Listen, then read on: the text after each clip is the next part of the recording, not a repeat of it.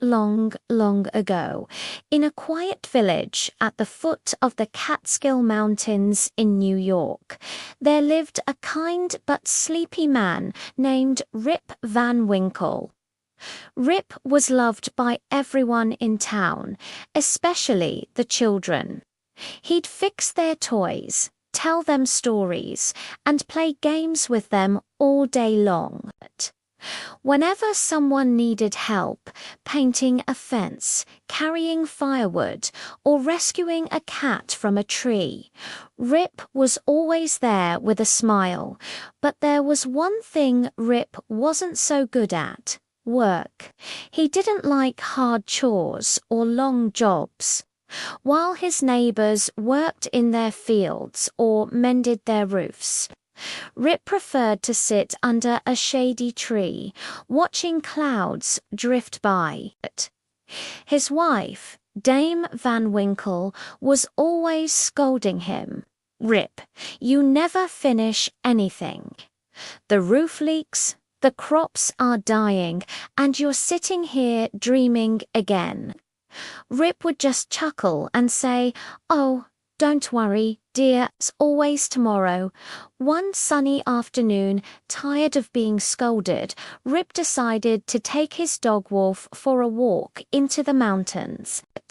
The air was cool, and the forest was full of birds singing and streams bubbling over rocks.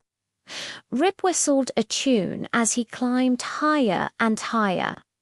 After a while, he grew tired and sat down under a tree to rest. That's when he heard something, a strange boom, boom, boom. It sounded like thunder, but the sky was clear. Rip followed the sound and soon saw a group of small, serious-looking men dressed in old-fashioned clothes. They were carrying wooden barrels and playing ninepins, an old game like bowling. "Good day," Rip said politely. "Do you need help?" The little men nodded silently and pointed to a barrel. Rip helped them carry it up a hill. When they reached the top, the men opened the barrel and poured out a sparkling drink. They offered Rip a mug, and he thought, well, one little sip won't hurt. The drink was cool and sweet, and soon Rip felt sleepy, very sleepy. He leaned against a rock, closed his eyes for just a moment, and drifted off to sleep. He dreamed of the little men laughing and dancing around him, and the sound of boom, boom echoed in his ears. When Rip finally opened his eyes, the sun was shining, but everything looked different. His dog Wolf was gone. His beard had grown long, very long, down to his chest. His clothes were old and torn. "Goodness gracious," Rip said, rubbing his eyes. "How long was I asleep?" He hurried down the mountain, but when he reached the village, nothing looked the same. The houses were freshly painted, new people were walking about, and even the inn sign was different. Rip stopped a young man and asked, "Excuse me, sir, where is the old innkeeper?" The man looked puzzled. "Old innkeeper?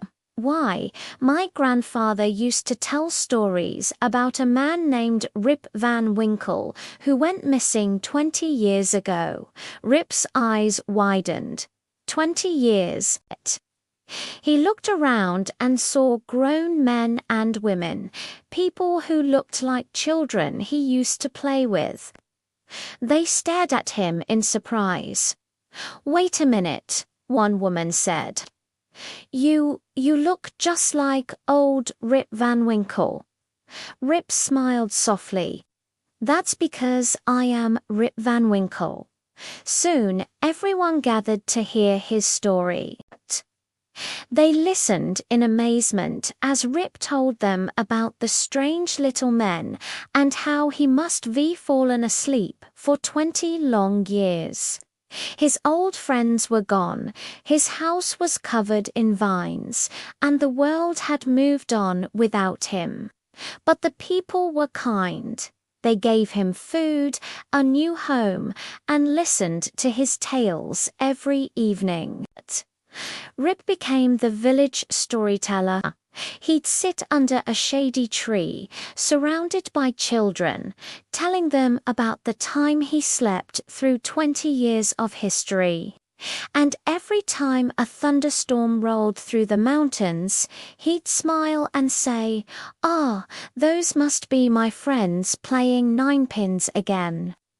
Rip had learned an important lesson that life keeps moving, whether we're ready or not. He realized that time is precious and that it's better to use each day to do something good for others and for yourself. So, children, remember Rip Van Winkle's story. Time waits for no one. Don't waste it on sleeping through life. Use it to learn, to help, to dream, and to live fully every single day.